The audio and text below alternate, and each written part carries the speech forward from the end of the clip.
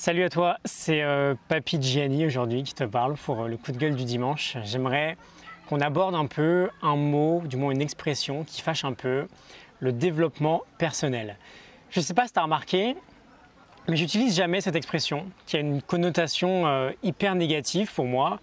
Quand je l'entends, je pense à gourou, je pense à arnaque, je pense à recette miracle, je pense à la loi de l'attraction aussi. D'ailleurs, j'ai failli intituler cet épisode « J'emmerde la loi de l'attraction », mais je ne sais pas comment ça se passe quand on met des mots comme ça dans les titres. J'en ai pas pour très longtemps, j'ai quand même essayé de structurer un peu ce que je vais dire en 3 parties. Pourquoi on en parle de plus en plus, le problème des coachs et du marketing en général dans ce milieu-là, et ma propre vision des choses. Évidemment, après, c'est le but, on pourra débattre de tout ça. J'imagine que beaucoup ne seront pas d'accord et c'est tant mieux. Donc, première partie, en gros, la mode autour du développement personnel, d'où est-ce que ça vient? Alors, je ne suis pas un analyste spécialisé sur le sujet, mais bon, j'imagine qu'il y a 3 grands axes. Je ne sais pas si on peut dire axes, mais le premier, c'est les problèmes, on va dire personnels. Par exemple, les problèmes de motivation que l'on peut connaître dans nos vies professionnelles, l'envie de vouloir changer de vie, etc. Ensuite, on a l'entrepreneuriat qui se développe à une vitesse assez folle et je pense que ça va continuer. Je crois beaucoup que notre société va évoluer vers de plus en plus de projets et que le salariat sera de moins en moins la normalité, on va dire. Alors ça va prendre un peu de temps, hein, mais voilà, je le vois beaucoup autour de moi. Rien que dans mon ancien travail, dans mon ancien secteur, il y a énormément de talents en SS2I, les sociétés de services, qui se rendent compte de la qualité de vie bien meilleure qu'ils pourraient avoir en se mettant en freelance. Il y a Internet aujourd'hui qui permet à tout le monde, ou presque, de se lancer. Et forcément, quand on se lance dans un projet individuel ou quand on est entrepreneur, la notion de progression personnelle, elle devient importante parce que finalement, on devient nous-mêmes la variable la plus importante de notre projet. Et si on veut le faire avancer, il faut aussi avancer en tant que personne. Et troisième point, c'est un peu la résultante des 2 derniers. Il y a un effet boule de neige qui se crée autour de tout ça et qui transforme le mouvement en mode général. Tout le monde va aller acheter le livre Miracle Morning parce que ça a l'air sympa et voilà, ça devient très vite viral. Et le résultat de tout ça, c'est que ça devient aujourd'hui un vrai sujet de société. Alors, évidemment, à la base, se lancer dans une démarche de développement ou d'amélioration ou de progression personnelle, on appelle ça comme on veut, je pense que c'est très sain. Je pense que c'est une bonne chose pour tout le monde. Là, je mets un mot dessus, mais au fond, on a tous un moment de notre vie où on entreprend ce type de démarche.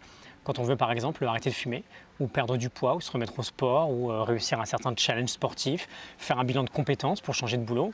Bon, c'est inconscient, mais c'est du dev perso en soi qu'on va faire finalement.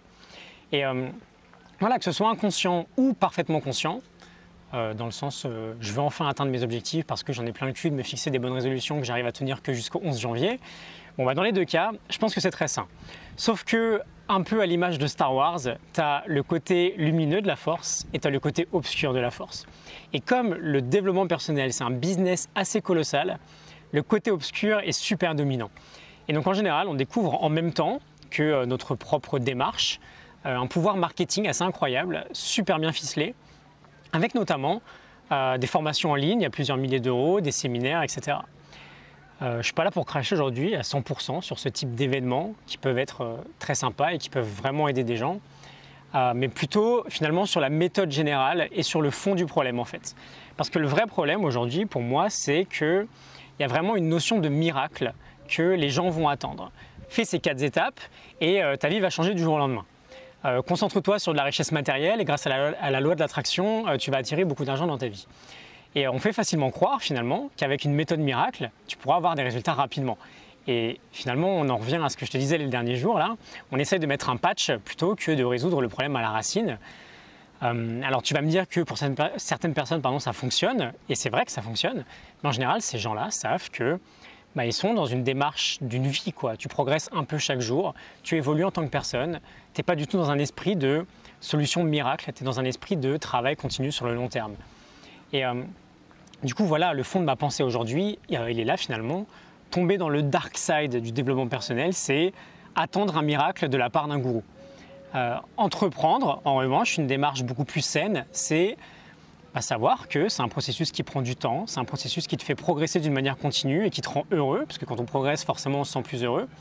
Et c'est aussi savoir, je pense, que c'est un processus de réflexion, c'est un process d'introspection qui te permet de mieux te connaître et du coup d'aller suffisamment en profondeur pour régler tes problèmes à la source. Et malheureusement aujourd'hui, et c'est pour ça qu'on en parle finalement, ce qui est mis en avant, c'est plutôt le côté obscur de cette force-là. On paye cher pour une méthode miracle et on se sent arnaqué. Alors, c'était un peu le fond de ma pensée. J'aimerais conclure un peu sur ce que je voulais dire avec ma propre vision du truc, parce qu'il y a bien un moment donné où tu vas te dire Gianni, t'es super sympa là, mais j'ai un peu l'impression que tu essaies d'en faire un métier de tout ça finalement. Parce que oui, si tu ne me connais pas, je vends des formations en ligne sur du soft skill, sur ce que j'appelle de l'optimisation de vie. Sauf que j'ai une vision un peu différente et j'aimerais réussir à te faire partager cette vision-là, à te la faire comprendre avec 3 aspects en particulier.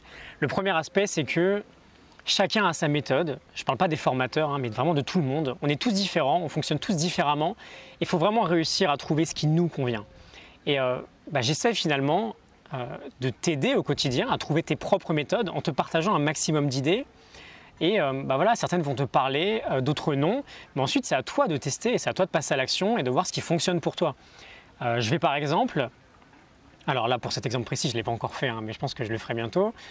Si je te parle de Miracle Morning, si tu ne connais pas, c'est une routine matinale en 6 étapes assez populaire aujourd'hui.